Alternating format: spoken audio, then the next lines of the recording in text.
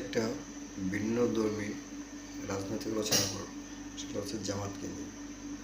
জামাতের কিছু ফাতরা লোকজন বেফাস কথাবার্তা বলে, যেমন শাহরিয়ার আছে, হামজা আমির আছে, তারপরে যে বিড়িখোর কি জানি নাম, ওর নামটা আমার মনে আসছে না, এরকম দেখবেন আরও অনেক কিছু লোকজন আছে ওদের।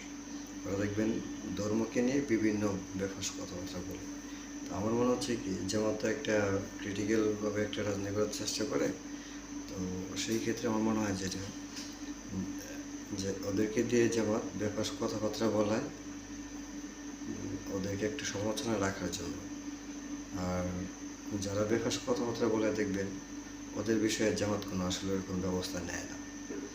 যেমন কিছুদিন আগে আমির হামজা অনেকগুলি বেফাস কথা বলছে, সর্বশেষ যেটা বলছে যে আমাদের প্রিয় নেতা তারেক রহমানের ছোটো ভাই মানবতন করে নিয়ে। তো এরপরে কিন্তু আর এরকম কোনো বিশেষ ব্যবস্থা নেয়নি, কারণ মানুষের নাম ব্যঙ্গ করা মানে ইসলামিকভাবে এটাকে আসলে কবিরা গুনাহ আমরা যেটা জানি। তো এরকমভাবে দেখবেন বিভিন্ন বেফাস কথাবার্তা বলে আর সমালোচনার মাধ্যমে থাকে। আর এটা হচ্ছে যে আমাদের একটা কৌশল, যে মানুষের মধ্যে সেটা একটা আলোচনায় থাকে। তো আমাদের তাদেরকে নিয়ে আলোচনা করতে হবে সেরকমভাবে যে ওদের ব্যক্তি আলোচনা করা যাবে, কিন্তু প্রতীকের বিষয়ে কথা বলা যাবে না। কারণ ওদের একটা কৌশলে হচ্ছে যে ওদের একটা প্রচার হোক, তাহলে এটা ভালো বা ইতিবাচক বা নেতিবাচক যেভাবে হোক মানুষের কাছে তাদের নামটা পৌঁছানো। তো আমাদের কিন্তু এই বিষয়গুলি খেয়াল করেই কন্টেন্ট তৈরি করতে হবে এবং ওইভাবেই কাজগুলি করতে হবে, যেন আমাদের মাধ্যমে আর কোনো সুবিধা নিতে না পারে।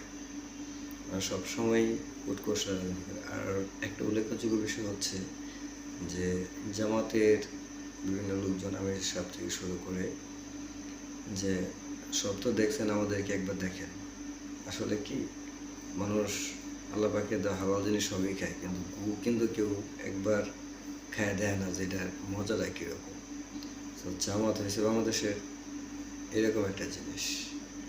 আর জামাতের আরেকটা বিষয় হচ্ছে ৭১ ওর ক্ষমতার কাছাকাছি ছিল, তখনও দেশকে অস্থিতিশীল করছে, দেশের বিরুদ্ধে ছিল। ২০২৪ এসে ৫ আগস্টের পরে যত কর্মকাণ্ড হয়েছে বাংলাদেশের উচ্ছৃঙ্খল, প্রায় অধিকাংশই দেখবেন তাদের সংশ্লিষ্ট আছে। তার মানে তারা যতটাই ক্ষমতা কাছাকাছি থাকে এতটাই বাংলাদেশকে উচ্ছৃঙ্খল অবস্থায় রাখে। তাই বাংলাদেশ জামাত থেকে সাবধান।